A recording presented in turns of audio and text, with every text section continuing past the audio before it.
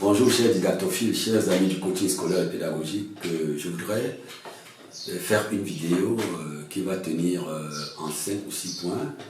Et cela relativement à la sortie du jeune artiste de Chété. Celui qui est actuellement sur le top 1, si vous le voulez bien, de la musique et puis des hit parades. Il a fait une sortie, je ne pourrais pas dire malheureuse, mais pour nous qui sommes formateurs, nous pensons que c'est une sortie de route. Parce que un jeune qui nargue ses enseignants, qui nargue ses formateurs, je pense qu'il y a quelque chose qui ne va pas. Alors, il s'appelle Bakayoko Abdul Rahim, c'est son nom à l'état civil, dit IMRA. Nous sommes convaincus qu'il a du talent, qu'il a du potentiel, qu'il pourra aller loin, mais il est important aussi que nous puissions rappeler quelques points par rapport à notre jeunesse, par rapport à l'avenir, par rapport au développement.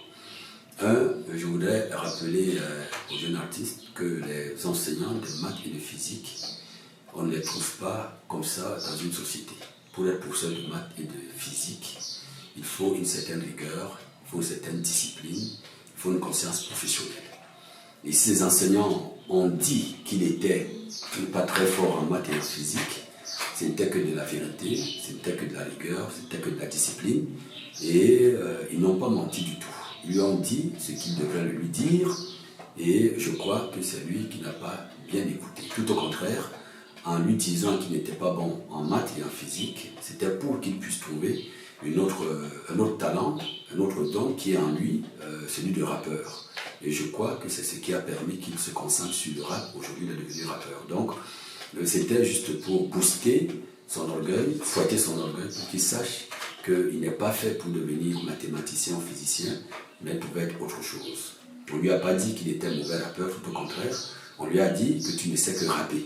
Et la preuve, c'est qu'il sait rapper. Je pense qu'il a donc l'intérêt à reconnaître le mérite de ses enseignants que de chercher à faire entre griffes un règlement de compte. C'était le 1.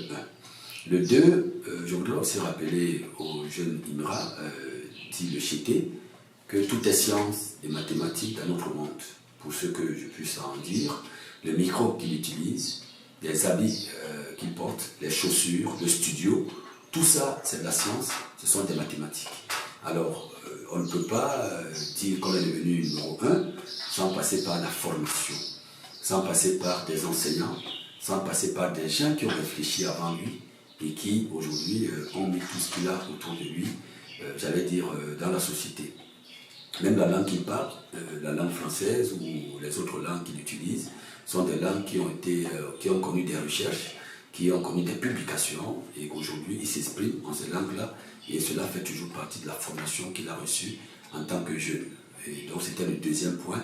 Le 3e point, c'est pour lui dire simplement que tous les stars, tous les grands artistes, en commençant par les premiers rappeurs que l'histoire ait connus, James Brown ou Michael Jackson, ils n'ont jamais nargué leurs formateurs ni leurs enseignants. Tout au contraire, ils ont manifesté de la gratitude, ils ont manifesté de la reconnaissance. Donc c'est un point que je voudrais souligner pour dire qu'il n'est pas question de vouloir dire que mes enseignants se sont moqués de moi. Aujourd'hui, je suis le numéro 1 de l'Afrique. Non, il y a eu des artistes qui ont été numéro 1 de l'Afrique qui n'ont pas nargué ni leurs parents, ni leurs enseignants et qui continuent leur route.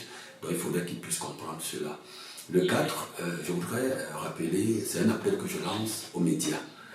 Et les médias se sont saisis de cela pour faire un peu de publicité. Non, je pense que une telle sortie ne mérite pas la publicité. Parce que les formateurs, tous autant qu'ils ont été, tous autant qu'ils sont, méritent plutôt qu'on leur tire chaque fois le chapeau. Parce qu'être enseignant, être formateur, ce n'est pas une pince d'art.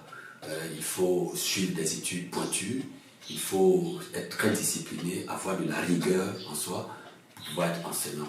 Donc, un clash qui se passe entre un artiste, fut-il le numéro 1 du monde, et les enseignants, cela mérite plutôt de la censure, ou peut-être, même s'il faut en faire un buzz, il faut essayer de mettre cela entre guillemets et puis avoir du recul. L'autre point que je voudrais donc souligner, le 5e point, c'est de dire aussi aux enseignants, moi je demande pardon à ces enseignants de maths et de physique pour leur dire que de toute façon, ils ont fait ce qu'ils avaient à faire, ils ont donné le meilleur d'eux-mêmes, et que parfois aussi il faut respecter, comme quelqu'un le dirait, les aînés, il faut respecter ceux qui ont vécu, il faut respecter également les formateurs. Donc, c'est un peu ce que je voudrais dire pour cette petite vidéo, parce que moi-même, je fais la promotion des artistes, je suis artiste dans l'âme, et je pense que les artistes qui ont eu un regard de compassion, un regard de reconnaissance, de gratitude vis-à-vis de tout ce qu'ils ont connu dans leur chemin, ont plus connu du succès, de la réussite. Et c'est ce à quoi je voudrais interpeller notre cher jeune, le Chété, hein, je ne sais pas si je le fais bien, et puis pour qu'il puisse revenir à de meilleurs sentiments avec ses enseignants.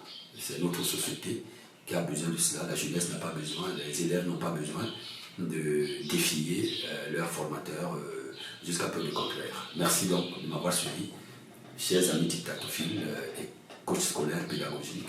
Merci, et puis nous restons connectés. J'étais une fois, j'étais deux fois. Merci beaucoup.